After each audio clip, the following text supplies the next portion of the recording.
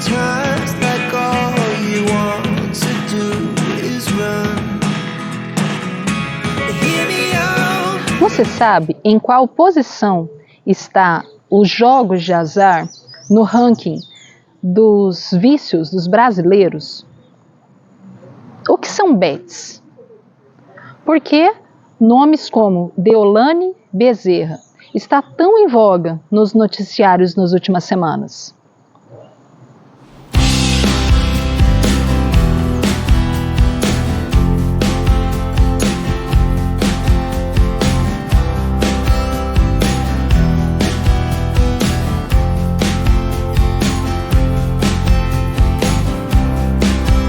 Olá, guerreiros! Sejam muito bem-vindos para mais uma sessão de terapia no campo. Hoje, vamos alimentar a alma e espírito falando sobre vício em jogos. Quem acompanha, ainda que minimamente, as notícias dos últimos dias, tem ouvido muito a palavra bets. Mas você sabe o que significa essa palavra? E você sabe por que esse assunto está hoje despertando tanta curiosidade e tanta atenção? Porque está se tornando um problema de saúde pública? Se você não sabe, eu vou tentar te explicar nesse vídeo de hoje. Para começar, vamos deixar muito claro o significado da palavra bets. As bets significam apostas. Então, são todos aqueles jogos de aposta, jogos de azar, jogos a dinheiro que ultimamente está atraindo tantas pessoas. Quem tem um celular com internet tem uma gama o tempo inteiro de de anúncios falando sobre os tais jogos, que popularmente no Brasil são, por exemplo, os jogos do Tigrinho, que tem feito realmente tem se tornado um problema muito grande na vida de muitos brasileiros. E aí que entra, por exemplo, o nome como Deolane Bezerra. Porque essa influencer, digital influencer, essa moça ganhou cachês milionários, ela e outras personalidades que agora está vindo à tona, para anunciar esse jogo, que é ilegal no Brasil e que tem realmente se tornado um problema de saúde pública. Por quê? Primeiramente, 1 em cada 10 apostadores desenvolve o transtorno do jogo, que é o vício em jogos. Isso já é muito preocupante. De acordo também com dados fornecidos pelo Banco Central, os beneficiários do Bolsa Família, que teoricamente recebem um benefício financeiro fornecido pelo governo para complementar a renda, está usando essa renda em apostas, em jogos de azar. Então, de acordo com o Banco Central, somente no mês de agosto de 2024 foram gastos por beneficiários do Bolsa Família o valor de 3 bilhões de reais. É, na verdade, uma pandemia, porque não tem vacina, causa dependência e gera compulsão. O que significa isso, doutora? Significa que a pessoa não consegue mais se controlar, ela se torna uma viciada e todos os problemas, envolvidos num vício são vivenciados por pessoas que se tornam dependentes desses jogos.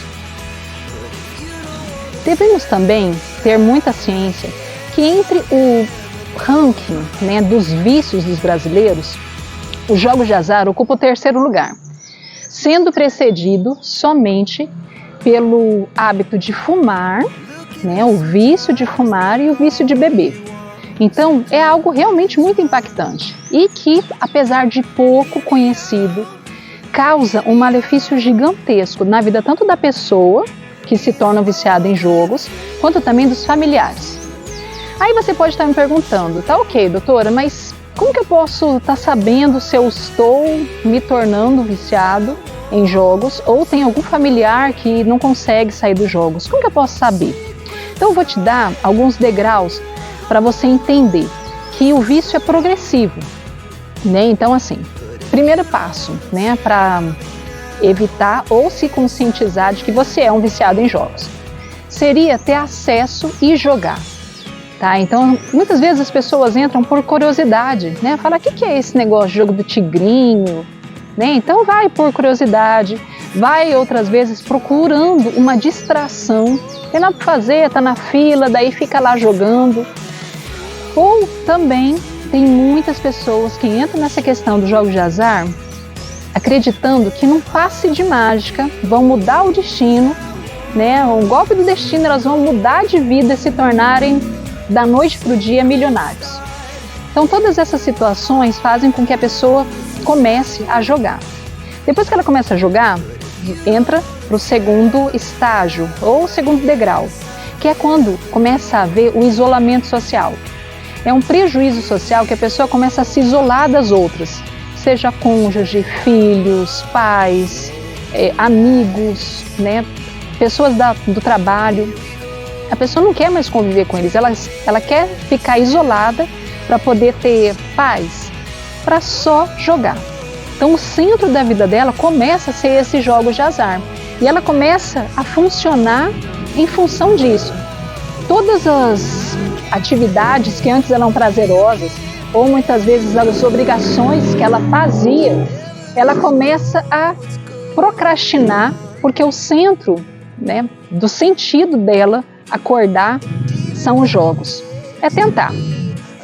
E o terceiro degrau, que é igualmente, né, vamos dizer, danoso e prejudicial para a pessoa, são os prejuízos financeiros. E nesse ponto é muito importante falar que, assim, no começo, como é um vício, imagina o vício da droga, né? A dose inicial que a pessoa experimenta, né, usa para experimentar, não é a dose final. Vai ter que ser progressivo, vai ter que ir aumentando a quantidade de entorpecentes, né, no caso do vício em drogas. Mas o vício em jogos de azar é do mesmo modo. Então a pessoa entra falando, não, é só o troco do pão, ou só o dinheiro que eu usaria para comprar um sorvete, é 5, 10 reais. Só que daqui a pouco, esse valor não causa mais a liberação de dopamina no cérebro. Né? Como é um vício, existe uma alteração cerebral de um hormônio que dá muito prazer, mas é momentâneo. Então, hoje é 5 reais, daqui a 2, 3 dias, daqui a mais um tempinho, é 100, 200. Mais para frente, às vezes é o salário do mês todo que a pessoa trabalhou, ela gasta numa sentada de um jogo de azar. Tem pessoas que chegam a fazer empréstimos consignados para poder bancar esse vício. Como é uma situação de vício, envolve todas as questões de abstinência, de sofrimento, a pessoa não consegue parar sozinha e muitas vezes, ou melhor, geralmente, ela começa a mentir. Então tem a mentira para os cônjuges, para os pais, pedido de dinheiro para a família, para os amigos.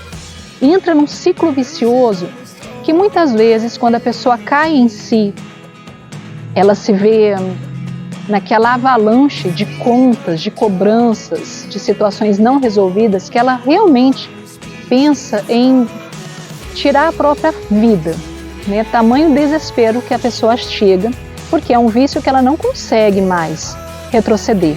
Sozinha ela não consegue sair do vício em jogos de azar.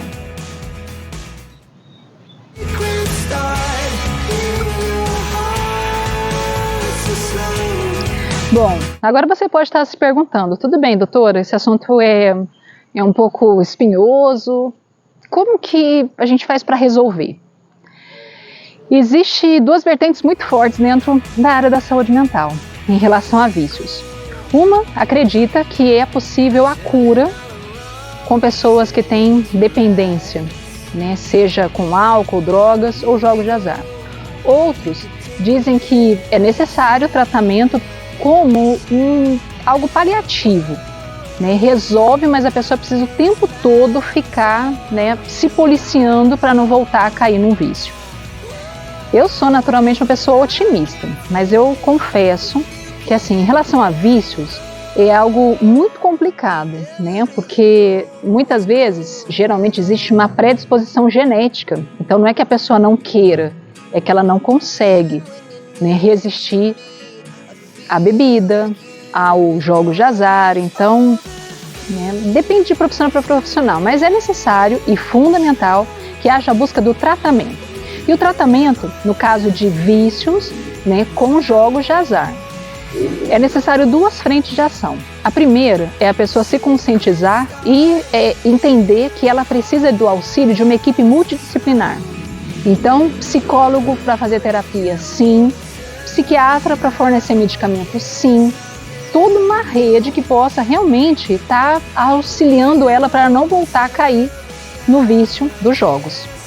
E a segunda frente seria a rede de apoio. Uma rede de apoio que a pessoa pode estar trazendo todas as questões do sofrimento devido à abstinência, está podendo verbalizar todas as experiências negativas que o vício em jogos trouxe, não somente para ela, mas para a família. Como também é importante para essa família ser amparada, porque aos olhos, por exemplo, de um filho, como que um filho pode entender, poxa, meu pai não tem dinheiro para comprar um tênis para mim e o meu tênis furou? Meu pai não tem dinheiro para comprar comida para a gente se alimentar, mas não falta dinheiro para o meu pai para ele jogar. Então isso na mente de um jovem, de uma criança, é muito sofrimento. Como pode um cônjuge, seja esposa, seja marido, voltar a confiar no parceiro sabendo que ele tem uma fraqueza para jogos?